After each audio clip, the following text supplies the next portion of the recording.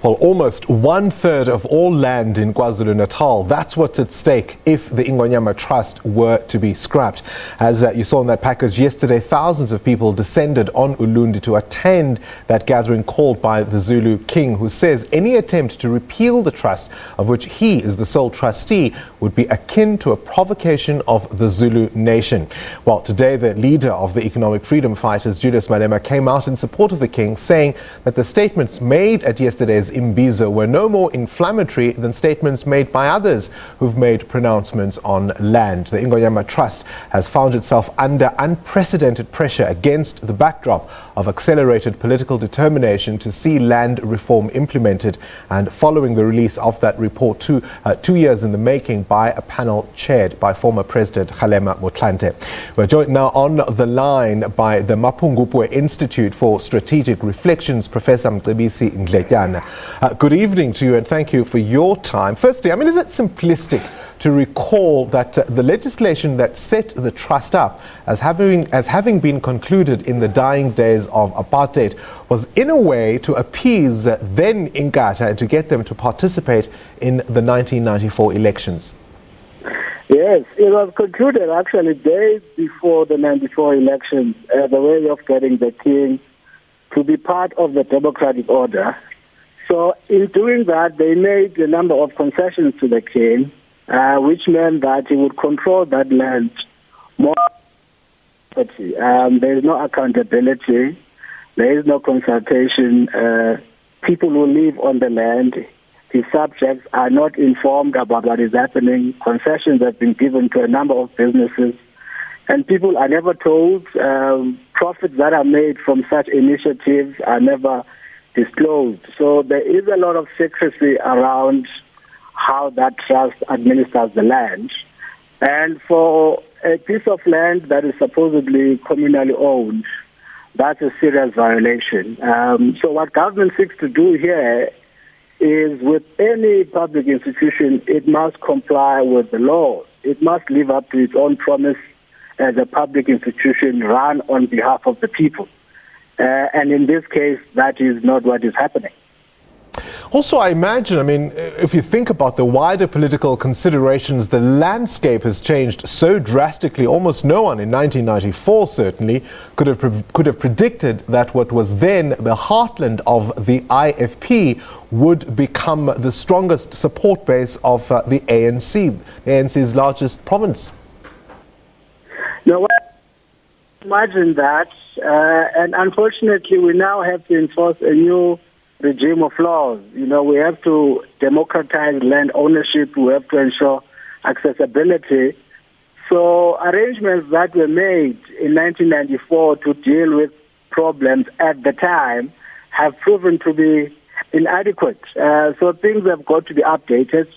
And in this case, I'm afraid, the Zulu King, like any other king, is subject to the law of the Republic. He cannot avoid the same laws that everyone else complies. Right, we seem to be.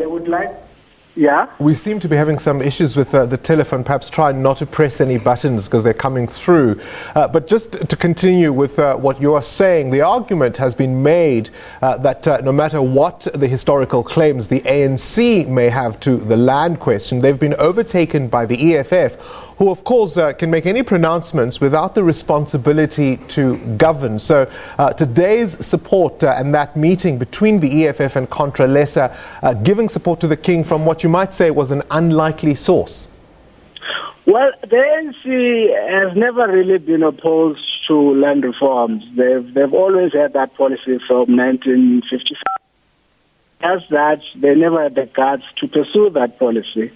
The EFF, which really represents a view within the broader liberation movement, has been free to express that view, forcing the ANC to live up to its own promise.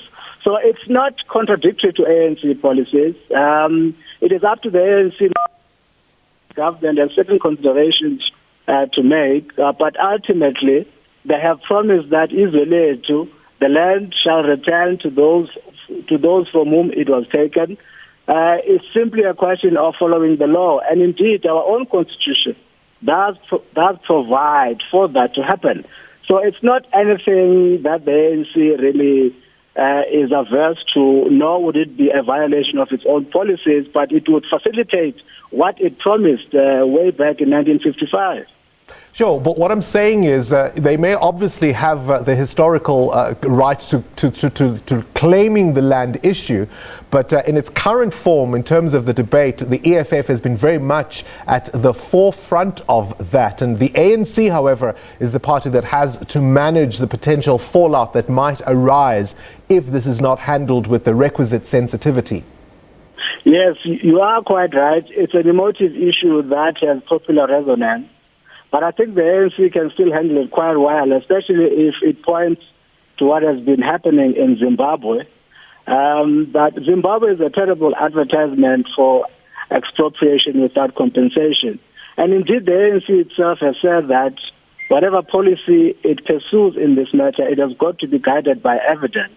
Because at the end of the day, you do want to give people land, but at the same time, you want to secure agricultural productivity. That you are addressing an injustice doesn't mean that you have to be self-destructive. You have to disrupt food supply, right? So there is a lot of room for the ANC to work with, provide land, but at the same time follow sound policies and use Zimbabwe as a very useful example.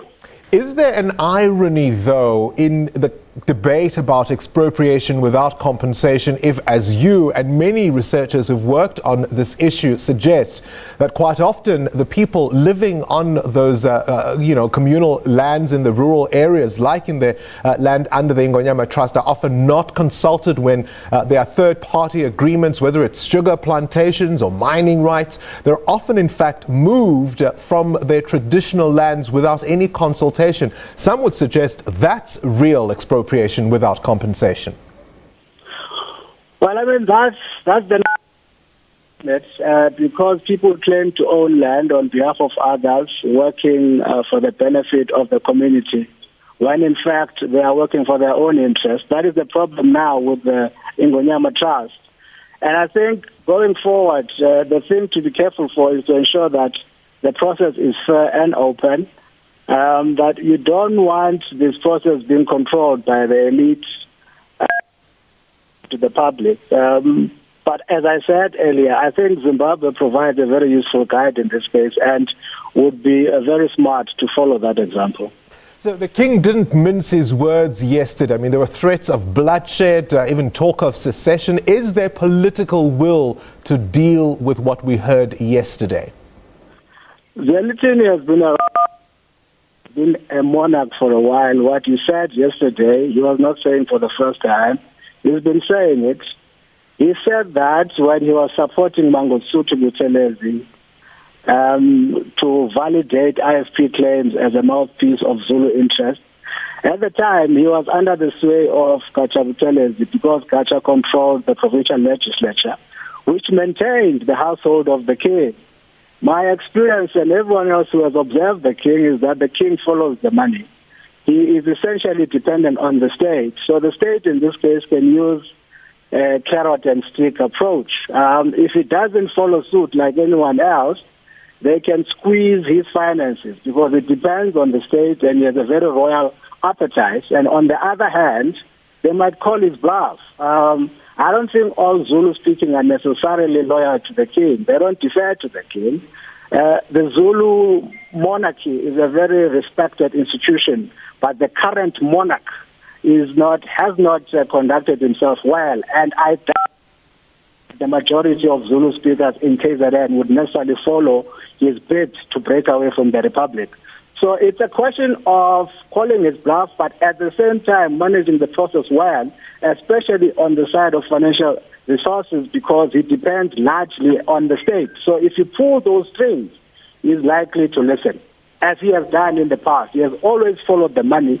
I don't consider him as anyone who's firmly principled on matters, but has always been swayed by politicians. All right, we'll have to leave it there with Professor Mcebisi Ndletyana, his analysis on the Ingonyama Trust. Back to you, Francis.